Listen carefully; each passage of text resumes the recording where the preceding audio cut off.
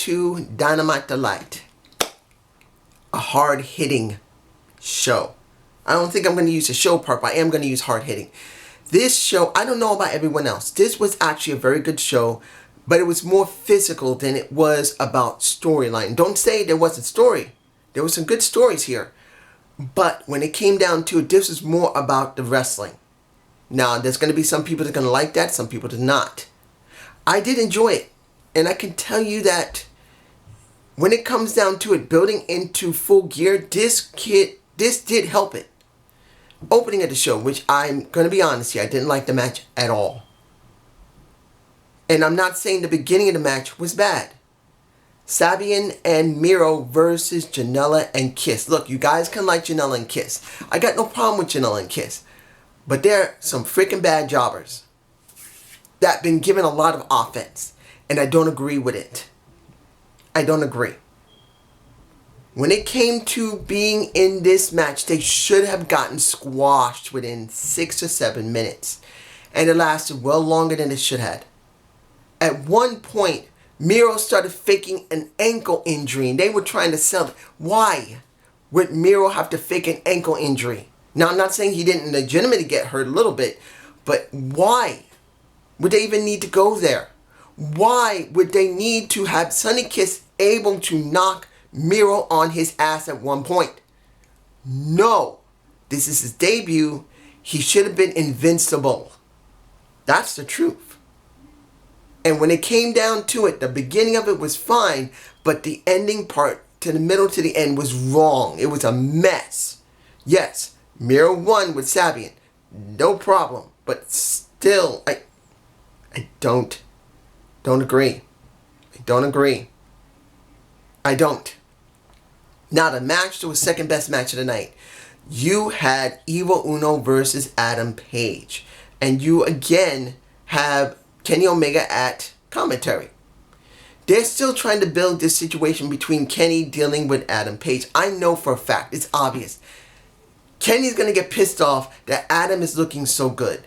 When Kenny does get into the ring, he's going to look bad, get pissed off that Page is doing well, and then whoops his ass. That is just the way it looks. That's the way it's going to go. Now, am I complaining about that? No. I'm fine with that. The match itself was very good. I don't know about anyone who likes Evil Uno. I legitimately like the guy. He is not like a standard wrestler. He's a big, thick guy that can move pretty well, and he's got a good character. I still believe that the guy really is more of the face of the Dark Order than Brodie Lee is. And not taking nothing away from Brodie Lee. I love Brodie Lee. But Evil Uno feels like the face of the company, of the Dark Order. They have a company of people, and he feels like he's the head of it. In the end, Page wins. And then Kenny leaves again. And you can hear commentary trying to hype up that sooner or later, Kenny's got to get in the ring. And he's saying, well, on my own time. Like I said, Page is going to have his match sooner or later. He's going to get mad that he didn't win, and he's going to take it out on Page. Kenny is going to do it. Hopefully I didn't just get Page's name mixed up with Kenny, because I have a tendency to do that. Anyway, let's move on. We had Tony Schiavone interview Matt Jackson and ask him, why did you do what you do? And it was alright at first until Tony got a little bit too much. And then, as you see in my face, I believe I got the shot. If I don't, sorry. You got Matt destroying Tony's phone, asking, hey, can you let me have your phone for a minute? He takes it, he breaks it. And then he throws money at him to say, I'm sorry. Get a new damn phone. This is about the Bucks being so mad they have not gotten anywhere. That yes, they run parts of the company, and they should show how great they are, and they have not gotten it done. And they're so pissed about it they can't stand it. A lot like Kenny Omega. They're tired of it. They're tired of being good guys. They just want to whoop ass and prove they're better than everybody that exists. Now, I'm not mad about that. And I think it was warranted eventually. It's a possibility they'll start really turning real heels by the time of Full Gear or by the anniversary of Dynamite, which is not exactly in the same day. It's on I believe the 14th they're celebrating it. But it doesn't matter if it's October 3rd or October 3rd or October 14th. It doesn't matter. As long as they get it done. Now, we had the TNT title match of Brodie Lee versus Orange Cassidy. Now, for me personally, seeing Orange Cassidy act silly at the very opening, putting his hands in his pockets, and doing what Orange Cassidy does, I feel wasn't needed there. I would like to see Orange Cassidy be a little bit more serious, and then moments, once in a while, he shows the old Orange Cassidy. He just went through a program with Chris Jericho, the champion, the demo god himself, and he should be a little more serious. Yes, he can still be a sloth, but a serious sloth. But I just don't believe he was needing that. He didn't. He needed that once in a while. He showed signs of the real, original Orange Cassidy once in a while. It will get more over than it is now. I just feel like that. The match was okay. You got the Dark Order interfering periodically. Silver, what was his name? I can't remember his name. But when it comes down to it, Silver was interfering on and off and pissing off Brodie Lee. In the end, Brodie Lee got so pissed off, he took the head off of Orange Cassidy. Flat out, he took his head off. He did win, but it didn't feel right to me because Orange Cassidy was playing around a little too much. He should have been more serious. I'm just being honest. Now, you got Matt Hardy coming out with Private Party. Hardy and the Party. He's not saying that he's not working. It looks like the way they're working this, Matt is still able to work in the ring, but not wrestle. He's putting over Private Party. He can't fight. It's obvious. He's got a concussion. There's no lying about it. So he's going to be working with Private Party, putting them over. So, that's what they did. He was talking about who probably nailed him in the leg. And he brought up Chris Jericho, which he came out with all of the not Dark Order, but you know the reason why I got Dark Order and the Inner Circle mixed up? Is because Dark Order is being pushed a lot more than Inner Circle. You got Sammy Guevara doing his thing. You got Jake Hager and Y2J doing his thing. You got Pride and Power. I don't know why I'm calling Santana Ortiz Private Power, because PP sucks. They've been doing their thing. So they've been so disjointed for such a long time, they don't feel like a group. They just don't. But seeing that it was Cassie Isaiah, well, first Quinn spoke his piece after Matt pretty much said, this is because you tried to hurt me. And Chris pretty much said, if I wanted to hurt you, I'd do it right to your face. You know me. Then Quinn spoke. And then finally Cassidy spoke, because he did get nailed in the back with the bat in the last match. He said, I'm going after you, Chris Jericho. Face me. Let's see how you feel about going against me, a 23-year-old kid from Brooklyn. Let's see how you feel getting your ass whooped by me. I'm going to make you my bitch next week, which now we're going to be seeing. Now, is this a good thing? Actually, it's good. You just got Orange Cassidy put over. Now he's going to do something where Isaiah... Admittedly, you could say this might not be good to do with Isaiah. But you know what? It actually isn't too bad, counting on how the rub is going to happen. Isaiah Cassidy needs to lose, obviously. But he has to look good while losing, and Y2J has been doing that pretty well. He did that with Hangman Page. He's done that with Orange Cassidy. And now he's going to do this with Isaiah. And I'm cool with that. Next, FTR had their moment. Now supposedly they're going to do the Brush with Greatness series, where every time they match with someone, possible title match, they get 20 minutes. And they must beat them in 20 minutes or they get the win. That's an interesting concept. Instead of them being like WWE, which does 50-50 booking, or worse yet, where pretty much you go up against the champs, you get a title opportunity. In this situation, and I don't know if everyone's going to agree with it, I find it interesting that you get 20 minutes with the champs. You have to beat them in 20 minutes. If you don't beat them, you don't get the win. In 20 minutes, they get the win no matter what. Either you get pinned, submitted, or the time runs out, or there's a DQ. No matter what, I believe they get the win automatically, which is an interesting thing.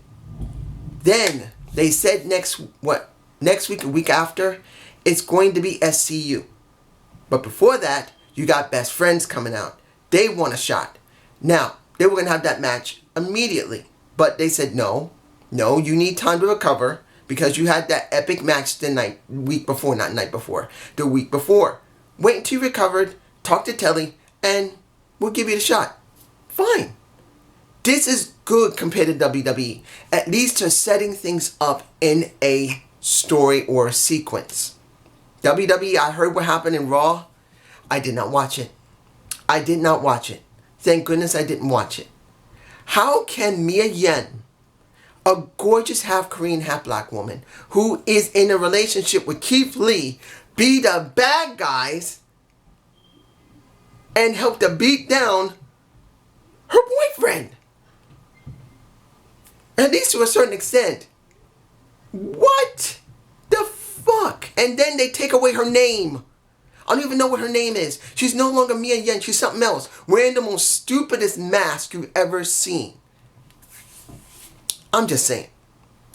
Now, we had the match that was third best because Paige and Eva Uno was second. You got Diamante and Ivelisse versus, and I did say this last week, if you guys remember, I did say there was going to be a tag match of Hikaru Shida as well as Thunder Rosa. I knew this was going to happen, and it felt telegraphed. I kind of wish they had built into it, but due to the fact that, and I've heard, and I could be wrong, that when it comes to Thunder Rosa, they're doing a night, she's coming in every night whenever they tape. And it's a night-by-night basis. Whenever she's there, they pay her or they make the decision counting on Billy Corgan and they let her wrestle there.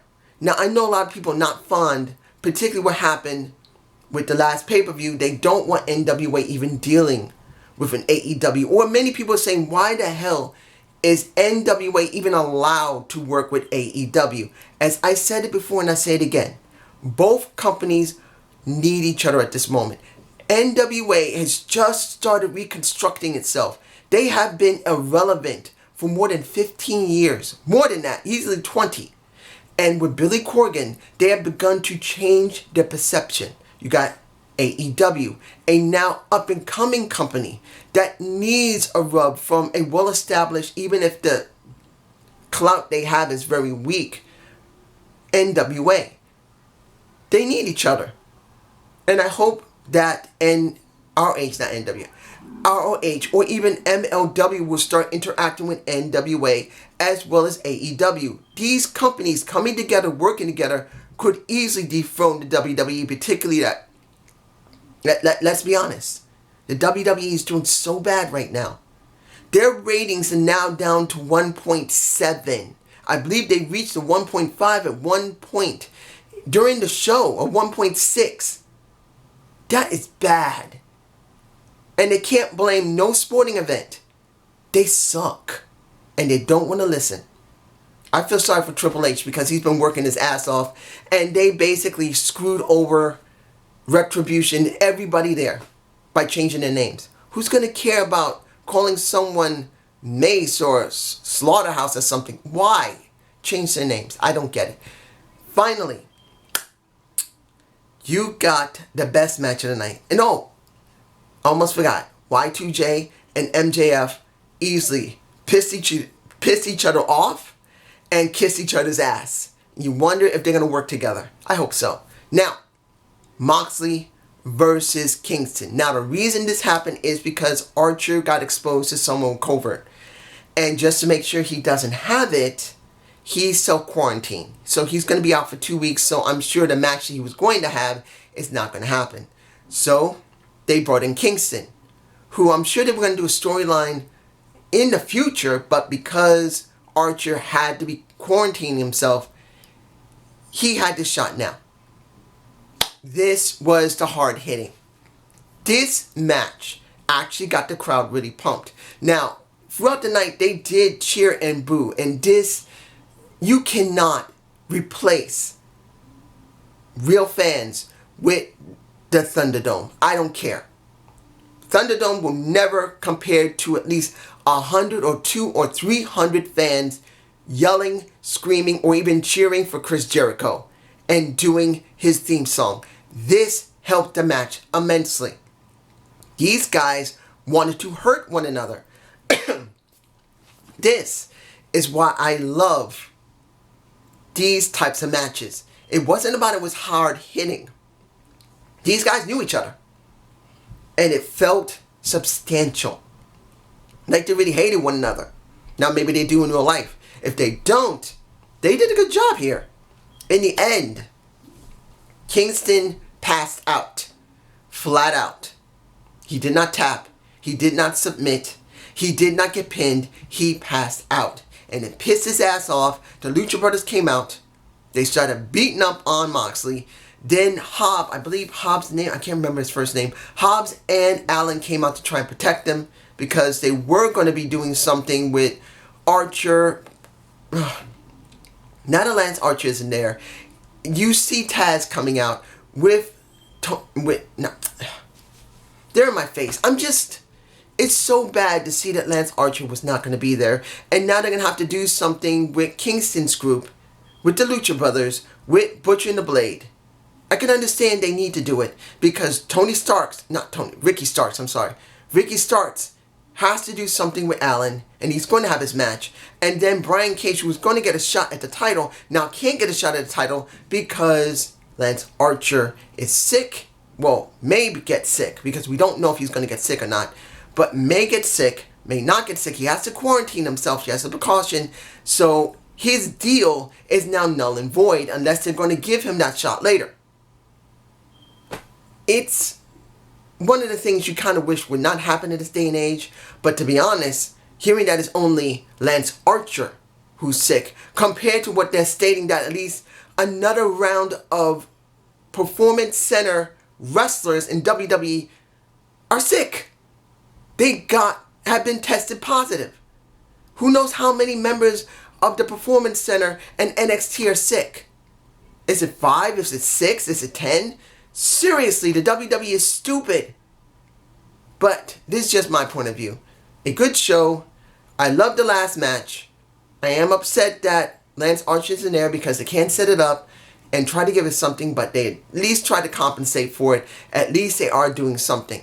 But this is just my point of view. Have a good day. Have a good night. Peace.